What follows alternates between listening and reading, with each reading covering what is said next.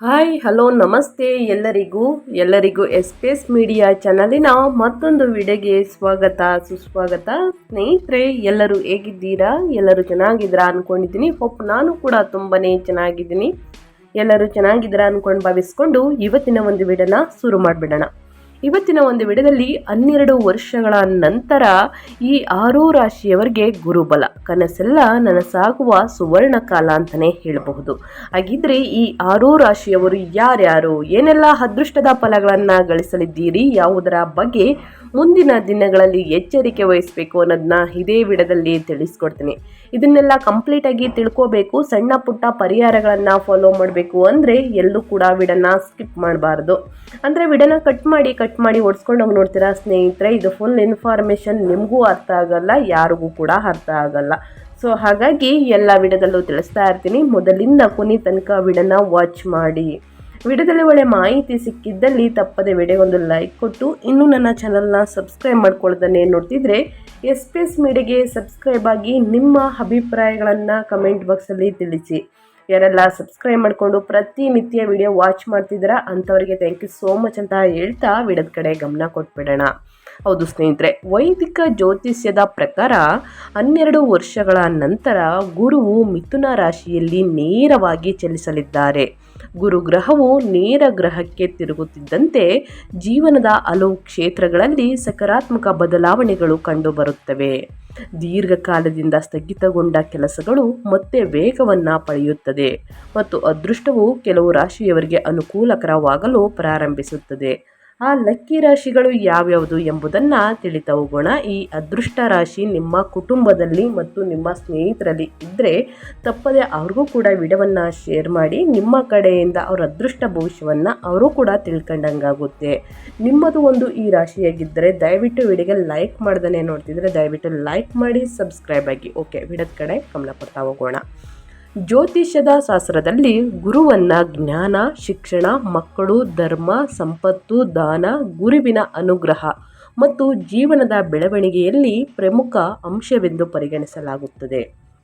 ಗುರು ತನ್ನ ಪಥವನ್ನು ಬದಲಾಯಿಸುವುದಲ್ಲದೆ ಅದು ವ್ಯಕ್ತಿಯ ಜೀವನದ ಈ ಪ್ರಮುಖ ಕ್ಷೇತ್ರಗಳ ಮೇಲೆ ನೇರವಾಗಿ ಪರಿಣಾಮ ಬೀರುತ್ತದೆ. ಸ್ನೇಹಿತರೆ, ಇದೇ ತಿಂಗಳು ಜನವರಿ 25 ಸ್ನೇಹಿತರೆ ಆರಂಭದಲ್ಲೇ ಗುರು ನೇರವಾಗಿ ಚಲಿಸಲಿದೆ. ಅಂದರೆ ಅದು ಮಿಥುನ ರಾಶಿಯಲ್ಲಿ ನೇರ ಚಲನೆಯಲ್ಲಿ ಸಾಗಲಿದೆ. ಅಂತಹ ಸನ್ನಿವೇಶದಲ್ಲಿ ಗುರುವಿನ ನೇರ ಚಲನೆಯು ಕೆಲವು ರಾಶಿಚಕ್ರ ಚಿಹ್ನೆಗಳಿಗೆ ಪ್ರಯೋಜನಕಾರಿ ಆಗಬಹುದು. ಈ ಸಮಯದಲ್ಲಿ ಈ ರಾಶಿಚಕ್ರ ಚಿಹ್ನೆಗಳು ಸ್ಥಾನ ಮತ್ತು ಪ್ರತಿಷ್ಠೆಯನ್ನು ಗಳಿಸಬಹುದು. ಸಂಪತ್ತಿನಲ್ಲಿ ಗಮನಾರ್ಹ ಹೆಚ್ಚಳದ ಸಾಧ್ಯತೆಗಳು ಕೂಡ ಇವೆ. ಆ ಅದೃಷ್ಟ ರಾಶಿಚಕ್ರ ಚಿಹ್ನೆಗಳು ಯಾವ್ಯಾವುದು ಎಂಬುದನ್ನು ತಿಳಿತಾ ಹೋಗೋಣ. ಮೊದಲನೇ ಅದೃಷ್ಟ ರಾಶಿ ಬಂದು ಮೇಷರಾಶಿಯವರಿಗೆ. ಮೇಷರಾಶಿಯವರು ಏನೆಲ್ಲ ಅದೃಷ್ಟದ ಫಲಗಳನ್ನು ಗಳಿಸಲಿದ್ದೀರಿ, ಯಾವುದರ ಬಗ್ಗೆ ಮೇಷರಾಶಿಯವರು ಎಚ್ಚರಿಕೆ ವಹಿಸಬೇಕು ಅನ್ನೋದನ್ನ ನೋಡ್ತಾ ಹೋಗೋಣ. ಮೇಷರಾಶಿಯವರಿಗೆ ಗುರು ಗ್ರಹವು 11ನೇ ಮನೆಯಲ್ಲಿ ನೇರವಾಗಿರುತ್ತದೆ. ಜ್ಯೋತಿಷ್ಯದಲ್ಲಿ 11ನೇ ಮನೆಯು ಲಾಭ, ಆದಾಯ, ಆಶೆಗಳನ್ನು ಈಡೇರಿಸುವುದು ಮತ್ತು ಸಾಮಾಜಿಕ ಪ್ರತಿಷ್ಠೆಯನ್ನು ಪ್ರತಿನಿಧಿಸುತ್ತದೆ. ಗುರುಗ್ರಹವು ನೇರವಾಗುತ್ತಿದ್ದಂತೆ ಸ್ಥಗಿತಗೊಂಡ ಯೋಜನೆಗಳು ವೇಗವನ್ನು ಪಡೆಯಲಿವೆ. ಅಂದರೆ ನಿಮ್ಮ ಕೆಲಸಗಳು ಆಗಲಿ ಅಥವಾ ಯೋಜನೆಗಳಾಗಲಿ ಅಪೂರ್ಣಗೊಂಡಿದ್ದರೆ ಅದು ವೇಗವನ್ನು ಪಡೆಯುತ್ತವೆ ಸ್ನೇಹಿತರೆ. ಈ ಸಮಯದಲ್ಲಿ ನಿಮ್ಮ ಆದಾಯ ಗಮನಾರ್ಹವಾಗಿ ಹೆಚ್ಚಾಗಬಹುದು. ಹೊಸ ಆದಾಯದ ಮೂಲಗಳು ಹೊರಹೊಮ್ಮಬಹುದು ಮತ್ತು ಹಿಂದೆ ಮಾಡಿದ ಪ್ರಯತ್ನಗಳು ಪ್ರಯೋಜನಗಳನ್ನು ನೀಡಲು ಪ್ರಾರಂಭಿಸುತ್ತವೆ. ಹೂಡಿಕೆಗಳು ಲಾಭವನ್ನು ತರಬಹುದು. ಈ ಸಮಯದಲ್ಲಿ ವ್ಯಾಪಾರ ಒಪ್ಪಂದಗಳು ಸಹ ಸಾಧ್ಯವಾಗಬಹುದು.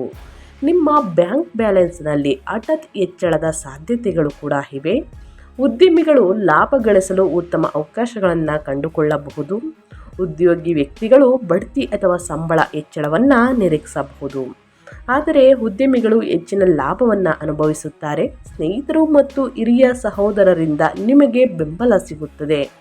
ನಿಮ್ಮ ಸಾಮಾಜಿಕ ಒಲವು ವಿಸ್ತರಿಸುತ್ತದೆ ಮತ್ತು ನಿಮ್ಮ ಗೌರವ ಮತ್ತು ಸ್ನೇಹಿತರ ಪ್ರತಿಷ್ಠೆ ಹೆಚ್ಚಾಗುತ್ತದೆ ಅಂತಲೇ ಹೇಳಬಹುದು. ದುಪ್ಪಟ್ಟು ಲಾಭವನ್ನು ನೋಡಲಿದ್ದೀರಿ. ಆದಾಯದಲ್ಲೂ ಕೂಡ ಸಾಕಷ್ಟು ಹಣವನ್ನು ಗಳಿಸಲಿದ್ದೀರಿ ಸ್ನೇಹಿತರೆ. ಪಿತ್ರಾರ್ಜಿತ ಆಸ್ತಿ ಬರಬೇಕು ಅಂದರೆ ಈ ಸಮಯದಲ್ಲಿ ನಿಮ್ಮ ಕೈ ಸೇರಲಿದೆ ಅಂತಲೇ ಹೇಳಬಹುದು. ಈ ಕಾರಣದಿಂದ ಮೇಷರಾಶಿಯವರಿಗೆ ಗುರು ದೆಸೆಯಿಂದ, ಗುರು ಸಂಚಾರದಿಂದ, ಗುರುಬಲದಿಂದ ಸಾಕಷ್ಟು ಅದೃಷ್ಟದ ಫಲಗಳನ್ನು ಗಳಿಸಲಿದ್ದೀರಿ ಅಂತ ಹೇಳ್ತಾ, ಇನ್ನು ಮುಂದಿನ ರಾಶಿಯವರ ಬಗ್ಗೆ ಹೇಳೋದಾದರೆ ವೃಷಭ ರಾಶಿಯವರಿಗೆ. ವೃಷಭ ರಾಶಿಯವರು ಏನೆಲ್ಲ ಅದೃಷ್ಟದ ಫಲಗಳನ್ನು ಗಳಿಸಲಿದ್ದೀರಿ, ಯಾವುದರ ಬಗ್ಗೆ ವೃಷಭ ರಾಶಿಯವರು ಎಚ್ಚರಿಕೆ ವಹಿಸಬೇಕು ಅನ್ನೋದನ್ನ ನೋಡ್ತಾ ಹೋಗೋಣ. ವೃಷಭ ರಾಶಿಯವರಿಗೆ ಗುರುವು 2ನೇ ಮನೆಯಲ್ಲಿ ನೇರವಾಗುತ್ತಾರೆ. 2ನೇ ಮನೆ ಅಂದರೆ ಸಂಪತ್ತು, ಮಾತು, ಕುಟುಂಬ ಮತ್ತು ಸಂಗ್ರಹವಾದ ಆಸ್ತಿಗಳೊಂದಿಗೆ ಸಂಬಂಧ ಹೊಂದಿದೆ. ಗುರುವಿನ ನೇರ ಚಲನೆಯು ನಿಮ್ಮ ಆರ್ಥಿಕ ಪರಿಸ್ಥಿತಿಯನ್ನು ಬಲಪಡಿಸುತ್ತದೆ. ಸಿಲುಕಿಕೊಂಡಿರುವಂತಹ ಹಣವನ್ನು ಮರಳಿ ಪಡೆಯಬಹುದು ಮತ್ತು ಉಳಿತಾಯ ಹೆಚ್ಚಾಗುತ್ತದೆ. ಕುಟುಂಬದಲ್ಲಿ ಶಾಂತಿ ಮತ್ತು ಸಂತೋಷ ಮೇಲ್ಗೈ ಸಾಧಿಸುತ್ತದೆ ಮತ್ತು ಕುಟುಂಬ ಸಂಬಂಧಗಳು ಹೆಚ್ಚು ಸಾಮರಸ್ಯವನ್ನು ಹೊಂದಿರುತ್ತವೆ. ನಿಮ್ಮ ಮಾತಿನ ಪ್ರಭಾವ ಕೂಡ ಹೆಚ್ಚಾಗುತ್ತದೆ ಸ್ನೇಹಿತರೆ. ಇದು ಕೆಲಸದಲ್ಲಿರುವಂತಹ ಜನರ ಮೇಲೆ ಪ್ರಭಾವ ಬೀರುತ್ತದೆ. ಶಿಕ್ಷಣ ಮತ್ತು ಜ್ಞಾನಕ್ಕೆ ಸಂಬಂಧಿಸಿದ ಅನ್ವೇಷಣೆಗಳಲ್ಲಿ ಯಶಸ್ಸು ಸಿಗುವಂತಹ ಸಾಧ್ಯತೆ ಇದೆ. ನೀವು ಆರೋಗ್ಯದಲ್ಲಿ ಸುಧಾರಣೆಯನ್ನು ಸಹ ಅನುಭವಿಸಲಿದ್ದೀರಿ. ಈ ಸಮಯದಲ್ಲಿ ಮನೆಯಲ್ಲಿ ಎಲ್ಲವೂ ಕೂಡ ಚೆನ್ನಾಗಿ ಇರುತ್ತದೆ. ನೀವು ಒತ್ತಡ ಮತ್ತು ಆತಂಕದಿಂದ ಮುಕ್ತರಾಗುತ್ತೀರಿ. ಈ ಸಮಯದಲ್ಲಿ ನೀವು ಸಿಲುಕಿಕೊಂಡಿರುವಂತಹ ಹಣವನ್ನು ಸಹ ಪಡೆಯಬಹುದು. ಇದು ನಿಮ್ಮ ಆರ್ಥಿಕ ಪರಿಸ್ಥಿತಿ ಸುಧಾರಿಸಬಹುದು ಸ್ನೇಹಿತರೆ. ಹಾಗಾಗಿ ಸಾಕಷ್ಟು ಅದೃಷ್ಟದ ಫಲಗಳನ್ನು ಗಳಿಸಲಿದ್ದೀರಿ ಅಂತ ಹೇಳ್ತಾ, ಇನ್ನು ಮುಂದಿನ ರಾಶಿಯವರ ಬಗ್ಗೆ ಹೇಳೋದಾದರೆ ಮೀನರಾಶಿಯವರಿಗೆ. ಮೀನರಾಶಿಯವರು ಏನೆಲ್ಲ ಅದೃಷ್ಟದ ಫಲಗಳನ್ನು ಗಳಿಸಲಿದ್ದೀರಿ, ಯಾವುದರ ಬಗ್ಗೆ ಎಚ್ಚರಿಕೆ ವಹಿಸಬೇಕು ಅನ್ನೋದನ್ನ ನೋಡ್ತಾ ಹೋಗೋಣ. ಗುರುವಿನ ಸಂಚಾರ ಜೊತೆಗೆ ಗುರುಬಲದಿಂದ ಮೀನರಾಶಿಯವರಿಗೆ ಗುರುವು 4ನೇ ಮನೆಯಲ್ಲಿ ನೇರವಾಗಿ ಇರುತ್ತಾರೆ. 4ನೇ ಮನೆ ಸ್ನೇಹಿತರೆ ಮೀನರಾಶಿಯವರಿಗೆ ಸಂತೋಷ, ಮನೆ, ವಾಹನ, ತಾಯಿ ಮತ್ತು ಮಾನಸಿಕ ಶಾಂತಿಯನ್ನು ಸೂಚಿಸುವಂಥ ಮನೆ ಅಂತಲೇ ಹೇಳಬಹುದು. ಗುರುವಿನ ಆಶೀರ್ವಾದದಿಂದ ಗೃಹ ಜೀವನ ಆನಂದಕರವಾಗಿರುತ್ತದೆ. ಹೊಸ ಮನೆ, ವಾಹನ, ಆಸ್ತಿ ಖರೀದಿಸಲು ಅವಕಾಶಗಳು ಕೂಡ ಬರಬಹುದು. ನಿಮ್ಮ ತಾಯಿಯ ಆರೋಗ್ಯ ಸುಧಾರಿಸುತ್ತದೆ ಮತ್ತು ಕುಟುಂಬದ ವಾತಾವರಣವು ಸಕಾರಾತ್ಮಕವಾಗಿರುತ್ತದೆ. ವಿದ್ಯಾರ್ಥಿಗಳಿಗೆ ಈ ಸಮಯ ಹೆಚ್ಚಿದ ಏಕಾಗ್ರತೆ ಮತ್ತು ಅವರ ಅಧ್ಯಯನದಲ್ಲಿ ಸಕಾರಾತ್ಮಕ ಫಲಿತಾಂಶಗಳನ್ನು ತರುತ್ತದೆ. ಮಾನಸಿಕ ಒತ್ತಡ ಕಡಿಮೆಯಾಗುತ್ತದೆ ಮತ್ತು ಆಧ್ಯಾತ್ಮಿಕ ಒಲವು ಕೂಡ ಹೆಚ್ಚಾಗುತ್ತದೆ. ಈ ಸಮಯದಲ್ಲಿ ಹೊಸ ಉದ್ಯೋಗ ಮತ್ತು ವ್ಯಾಪಾರ ವ್ಯವಹಾರವನ್ನು ಪ್ರಾರಂಭಿಸಲು ಅನುಕೂಲಕರವೆಂದು ತೋರುತ್ತದೆ. ಈ ಸಮಯದಲ್ಲಿ ಉದ್ಯೋಗದಲ್ಲಿರುವಂತಹ ಜನರು ಹೊಸ ಜವಾಬ್ದಾರಿಗಳನ್ನು ಪಡೆಯುತ್ತಾರೆ. ಅಲ್ಲದೆ ತಾಯಿಯೊಂದಿಗಿನ ಸಂಬಂಧಗಳು ಬಲಗೊಳ್ಳುತ್ತವೆ ಅಂತಲೇ ಹೇಳಬಹುದು. ಇನ್ನು ಮುಂದಿನ ರಾಶಿಯವರ ಬಗ್ಗೆ ಹೇಳೋದಾದರೆ ಸಿಂಹರಾಶಿಯವರಿಗೆ. ಸಿಂಹರಾಶಿಯವರು ಏನೆಲ್ಲ ಅದೃಷ್ಟದ ಫಲಗಳನ್ನು ಗಳಿಸಲಿದ್ದೀರಿ ಅಂದರೆ, ಸಿಂಹರಾಶಿಯವರಿಗೆ ಗುರುಗ್ರಹವು 9ನೇ ಮನೆಯಲ್ಲಿ ನೇರವಾಗಿರುತ್ತಾರೆ. ಜ್ಯೋತಿಷ್ಯದಲ್ಲಿ 9ನೇ ಮನೆಯು ಸ್ನೇಹಿತರೆ ವ್ಯಾಪಾರ ವ್ಯವಹಾರದಲ್ಲಿ ಲಾಭ, ಆದಾಯ, ಆಸೆಗಳನ್ನು ಈಡೇರಿಸುವ ಮನೆ ಎಂದು ಕರೆಯಲಾಗುತ್ತದೆ ಮತ್ತು ಸಾಮಾಜಿಕ ಪ್ರತಿಷ್ಠೆಯನ್ನು ಪ್ರತಿನಿಧಿಸುತ್ತದೆ. ಗುರುಗ್ರಹವು ನೇರವಾಗುತ್ತಿದ್ದಂತೆ ಸ್ಥಗಿತಗೊಂಡ ಯೋಜನೆಗಳು, ಕೆಲಸಗಳು ಸ್ನೇಹಿತರೆ ಪ್ರಾರಂಭವಾಗಲಿದೆ. ಈ ಸಮಯದಲ್ಲಿ ನಿಮ್ಮ ಆದಾಯದಲ್ಲಿ ಗಮನಾರ್ಹವಾಗಿ ಹೆಚ್ಚಾಗಬಹುದು. ಸಿಂಹರಾಶಿಯವರಿಗೆ ಹೊಸ ಆದಾಯದ ಮೂಲಗಳು ಹೊರಹೊಮ್ಮಬಹುದು ಮತ್ತು ಹಿಂದೆ ಮಾಡಿದ ಪ್ರಯತ್ನಗಳು ಪ್ರಯೋಜನಗಳನ್ನು ನೀಡಲು ಪ್ರಾರಂಭಿಸುತ್ತವೆ. ಹೂಡಿಕೆಗಳಲ್ಲಿ ಲಾಭವನ್ನು ತರಬಹುದು. ಅಂದರೆ ಹಳೆಯ ಹೂಡಿಕೆಯಿಂದ ಲಾಭ ಬರಲಿದೆ ಸ್ನೇಹಿತರೆ.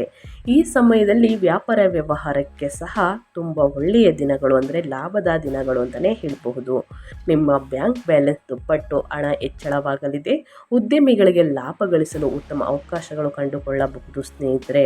ನಿಮಗೆ ಬೆಂಬಲ ಸಿಗುತ್ತದೆ ಹಿರಿಯರಿಂದ ಮತ್ತು ನಿಮ್ಮ ಸಂಗಾತಿಯಿಂದ. ನಿಮ್ಮ ಸಾಮಾಜಿಕ ಒಲವು ವಿಸ್ತರಿಸುತ್ತದೆ. ನಿಮ್ಮ ಗೌರವ ಪ್ರತಿಷ್ಠೆ ಕೂಡ ಹೆಚ್ಚಾಗಲಿದೆ ಸ್ನೇಹಿತರೆ. ಅದೇ ರೀತಿ ಸಾಕಷ್ಟು ಕುಟುಂಬದಲ್ಲಿ ಶಾಂತಿ ಮತ್ತು ಸಂತೋಷ ಮೇಲ್ಗೈ ಸಾಧಿಸುತ್ತದೆ ಅಂತಲೇ ಹೇಳಬಹುದು. ಏನೆಲ್ಲ ಅದೃಷ್ಟದ ಫಲಗಳನ್ನು ಗಳಿಸಲಿದ್ದೀರಿ, ಯಾವುದರ ಬಗ್ಗೆ ಎಚ್ಚರಿಕೆ ವಹಿಸಬೇಕು ಅನ್ನೋದನ್ನ ತಿಳಿಸ್ಕೊಟ್ಟಾಯಿತು. ಇನ್ನು ಮುಂದಿನ ರಾಶಿಯವರ ಬಗ್ಗೆ ಹೇಳೋದಾದರೆ, ಮುಂದಿನ ರಾಶಿ ಬಂದು ಕನ್ಯಾ ರಾಶಿಯವರಿಗೆ. ಕನ್ಯಾ ರಾಶಿಯವರಿಗೆ ಗುರುವು 5ನೇ ಮನೆಯಲ್ಲಿ ನೇರವಾಗಿ ಇರುತ್ತಾರೆ ಸ್ನೇಹಿತರೆ. 5ನೇ ಮನೆ ಸಂತೋಷ, ನೆಮ್ಮದಿ ಮತ್ತು ವಾಹನ, ಆಸ್ತಿಯನ್ನು ಖರೀದಿಸುವಂತಹ ಮನೆಯನ್ನು ಸೂಚಿಸಲಾಗುತ್ತದೆ. ಗುರುವಿನ ಆಶೀರ್ವಾದದಿಂದ ಸ್ನೇಹಿತರೆ ಸಾಕಷ್ಟು ಅದೃಷ್ಟವನ್ನು ಕನ್ಯಾ ರಾಶಿಯವರು ನೋಡಲಿದ್ದೀರಿ. ಕನ್ಯಾ ರಾಶಿಯವರಿಗೆ ಈ ತಿಂಗಳು ಸ್ನೇಹಿತರೆ ಸಾಕಷ್ಟು ಅದೃಷ್ಟದ ದಿನಗಳು ಅಂತಲೇ ಹೇಳಬಹುದು. ಯಾಕಂದರೆ ಗುರುಬಲದಿಂದ ಕನ್ಯಾ ರಾಶಿಯವರಿಗೆ ಮುಟ್ಟಿದ್ದೆಲ್ಲ ಚಿನ್ನ ಅನ್ನುವ ಕಾಲ. ಇನ್ನು ಈ ರಾಶಿಯ ಅಧಿಪತಿಯು ಸ್ನೇಹಿತರೆ ಸ್ವಂತಹ ಮಂಗಳದಲ್ಲಿ ಅಂದರೆ ದೇವನಾಗಿದ್ದಾನೆ. ಈ ಮಂಗಳ ಗ್ರಹವು ಗುರುವಿನೊಂದಿಗೆ ಸೇರಿ ಈ ವಿಶೇಷವಾದ ಷಡಕ್ಷ ಯೋಗದ ಕೂಡ ನಿರ್ಮಾಣವಾಗುವುದು.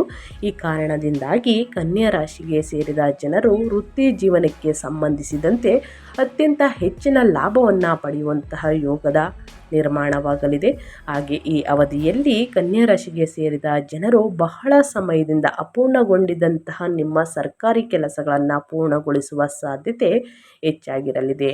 ಈ ಸಂದರ್ಭದಲ್ಲಿ ಕನ್ಯಾ ರಾಶಿಗೆ ಸೇರಿದ ಜನರ ಆತ್ಮವಿಶ್ವಾಸದಲ್ಲಿ ಬಹಳಷ್ಟು ವೃದ್ಧಿಯಾಗುವುದು ಮತ್ತು ಸಮಾಜದಲ್ಲಿ ನಿಮ್ಮ ಗೌರವ, ಖ್ಯಾತಿ, ಪ್ರತಿಷ್ಠೆಯಲ್ಲಿ ಬಹಳಷ್ಟು ಹೆಚ್ಚಳವನ್ನು ನೀವು ನೋಡಬಹುದು.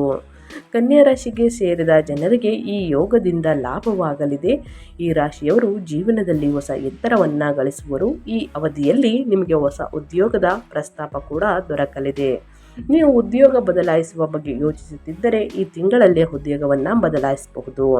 ಇನ್ನು ಮುಂದಿನ ರಾಶಿಯವರ ಬಗ್ಗೆ ಹೇಳೋದಾದರೆ ಮುಂದಿನ ರಾಶಿ ಬಂದು ಮಕರ ರಾಶಿಯವರಿಗೆ.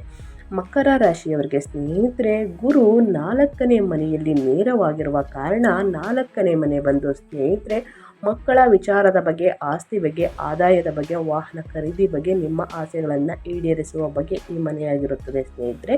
ಈ 4ನೇ ಮನೆಯಲ್ಲಿ ಸೃಷ್ಟಿಯಾಗಿರುವುದರಿಂದ ಸ್ನೇಹಿತರೆ ಗುರು ನೇರವಾಗಿರುವುದರಿಂದ ಈ ರಾಶಿಗೆ ಸೇರಿದ ಜನರಿಗೆ ಗ್ರಹಗಳ ಸೇನಾಧಿಪತಿಯಾದ ಮಂಗಳ ಮತ್ತು ಶುಭ ಗ್ರಹವಾದ ಗುರುವಿನ ಸಂಯೋಗದಿಂದಾಗಿ ಷಡಕ್ಷ ಯೋಗ ಆರ್ಥಿಕವಾಗಿ ಸಾಕಷ್ಟು ಬಲವಾದ ಸ್ಥಾನವನ್ನು ಹೊಂದಲು ಸಾಧ್ಯವಾಗಲಿದೆ.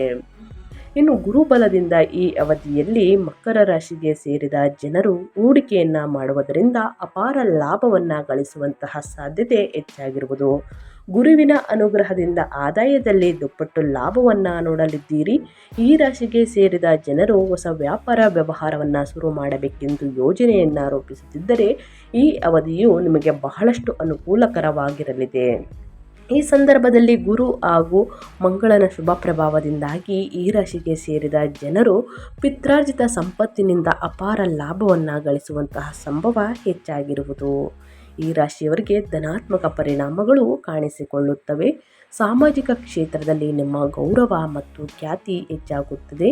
ನಿಮಗೆ ಹೊಸ ಜವಾಬ್ದಾರಿಯು, ಹೊಸ ಕೆಲಸ ಕೂಡ ಸಿಗಬಹುದು ಸ್ನೇಹಿತರೆ. ಏನೆಲ್ಲ ಅದೃಷ್ಟದ ಫಲಗಳನ್ನು ಗಳಿಸಲಿದ್ದೀರಿ ಅನ್ನೋದನ್ನ ಸಂಪೂರ್ಣವಾಗಿ ತಿಳಿಸ್ಕೊಟ್ಟಾಯಿತು ಸ್ನೇಹಿತರೆ.